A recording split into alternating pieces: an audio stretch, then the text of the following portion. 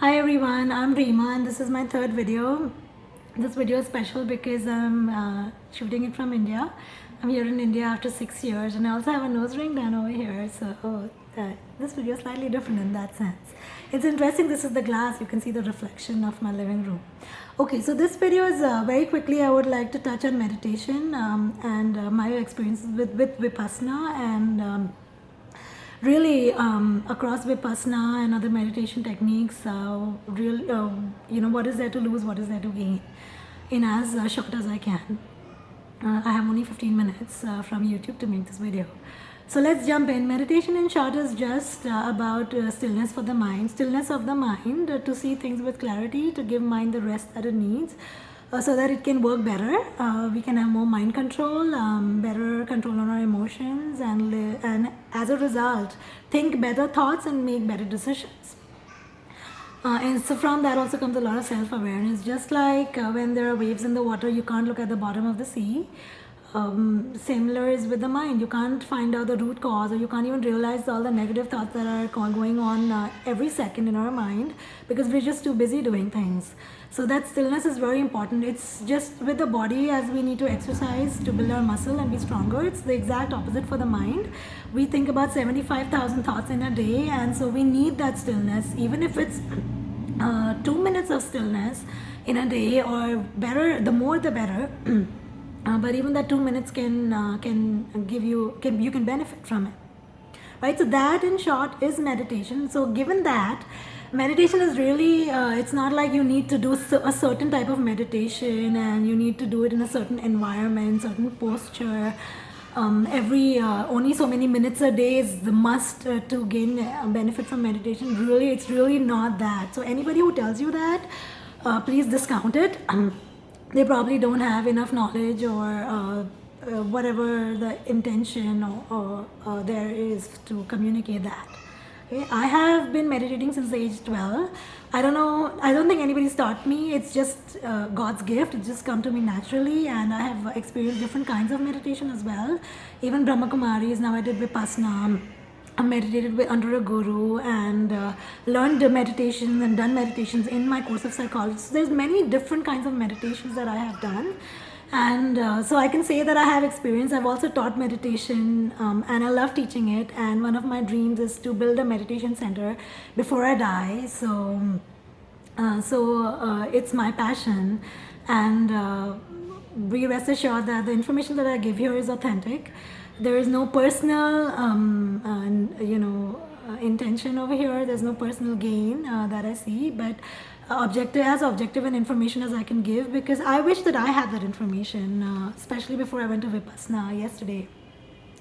Okay, so I went to Vipassana yesterday, and it's interesting. Before I went, I asked so many people and I got mixed reviews. Some loved it and some haven't, and some have never wanted to go back, and but still I'm the person who wants to go and explore and see it for myself before I make a decision or an opinion on it. And here's what I got from it. There's a lot of points again that I want to state. I hope I can say it all. So let's begin with when I go to a meditation center personally, and these are all my views based on my experience, how I view the world. You don't have to accept it, you don't even have to agree. But if it helps you in making any decisions, then that's the purpose for you to even to get another perspective. Sometimes you just need a different perspective, right? Somebody else's view of the situation. So when I go to a meditation center, I want to see that spiritual aura. And that I've found in Brahma Kumaris every time that I went there. You can see, like, my face lights up with Brahma. I'm a big fan of Brahma Kumaris. I've sold my soul, my heart to Brahma Kumaris, and that place just has a magnet. Like, it can pull me to the meditation that they do, especially, and their ideology of anybody can meditate anywhere. That's what I live by as well. You don't need to go to a special place or do any special kind of meditation to gain benefit of it. Just like there are so many different types of exercises, there are so many different types of meditation. Anybody who's telling you, like in Vipassana, they say this is the only kind that can give you the benefit that you need to do the 10-day course. It's absolutely a must. I disagree. I completely disagree. Yes, their 10-day course has benefits, and it can have tremendous benefits. I agree to that, but if you tell me that that's the only way to do it and that's the best way, then you are just propagating your method, just like people propagate religions, right? So that's one thing that I took away from Vipassana, which I did not appreciate.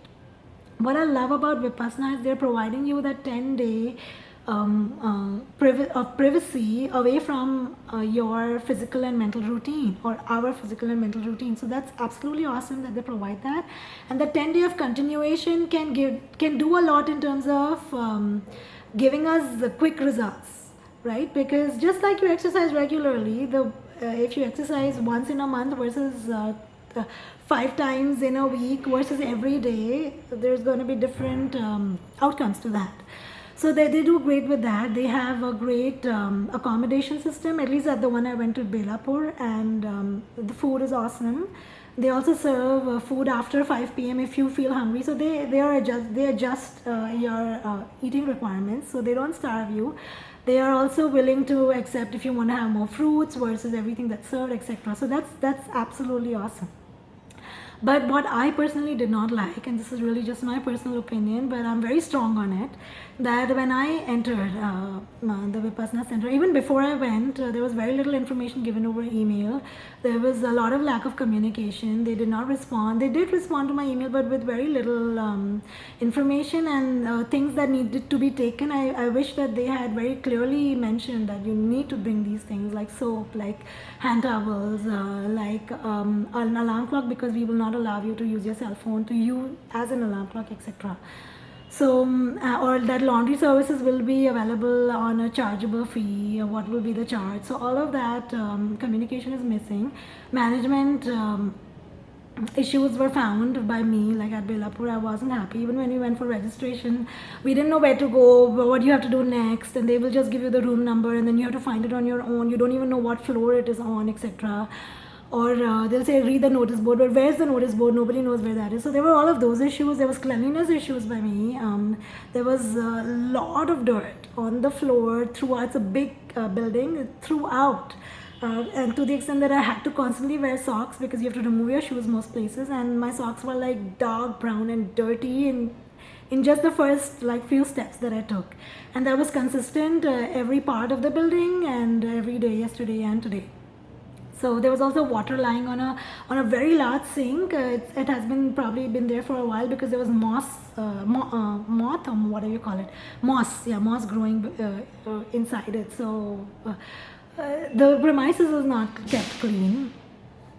It's average, but their accommodation is really good in terms of free of cost. Now, what I did not like is when I entered in that center, what I've noticed in all of the hours that I stay, nobody smiles. Nobody is excited, nobody has any enthusiasm, there's no greeting, there's no part of spirituality that I felt over there in that center, with even staff members arguing with frustration. It felt like they were working out of compulsion, or they were not happy being, with whatever compensation maybe they're receiving, which I haven't found at Brahma Kumaris. When I go to Brahma Kumaris, there's a spark, there is a different enthusiasm that I find over there. And I'm, you can say I'm biased. Yes, I'm absolutely biased, and I want to be biased because that's been my experience throughout. And when I am going to a spiritual place, like for meditation, I want to be in a place where I feel like people have that spirituality within them, which is spilling like crazy. That's what I want when I'm going to a place like that. So I didn't find that at all. I felt like they were dead people, like zombies, and just doing their job because they had to do. That was a big difference. And then the course also, I thought it was a complete silence course, but it wasn't. In terms of like we were silent, but the instructions given like by the teacher were non-stop in the group meditation prayer hall. Even after teacher's instructions, which first goes in Hindi, then they repeat in English the whole time. In that time they're asking you to meditate, but then there's constant instruction going on, and after that they don't even give you 5 minutes of silence, of complete silence, which for me was not okay. I was there thinking that I will be in total silence for 10 days, and I was so enthusiastic about it, to the extent I even requested them that could I like not attend this, and in terms of the instructions part, and just be in silence for 10 days, but they did not allow me to do that. So So that was a big put off for me. Also, they hadn't mentioned that this is a course for people who have no experience with meditation. It's really like the very basic that they start with in this 10-day course. And even before I left, I spoke to, she's excellent, spoke to the teacher. She's very gentle and polite. She's 91. Her name is Jayaveen. She's really nice. And she told me that you'll just go one step forward. So it's almost like starting with ABC and going to cat mat, which for me I used to do when I was 12 years old. So I wish I knew that it's to really start with the absolute basics. And even the way the instruction is given was annoying to me personally, like saying things like focus your mind on that part of the nostrils where air goes in and goes out. Well, I teach meditation. I've known other people who teach much better meditation than me, and we teach them to focus on their breath, but we don't use this kind of description. For me, it's not okay. Maybe it's okay for others, but not for me. So if you have experience with meditation, I don't think this is the course that you need to do. Also, everything that they say that you will benefit from the 10-day course and you need to do the 10-day course, well, you can gain the same thing if you are in 10 days of isolation in silence. You don't have to do the Vipassana per se course for that. You could even just YouTube guided meditation or just music, play music for those 10 days of isolation. So for them to say that the Vipassana technique is the technique that is bringing you, I do not agree with it personally. You don't need to do the 10-day course, but the 10-day course helps you in terms of the continuation that it gives you and the isolation that it gives you from your responsibilities and routines.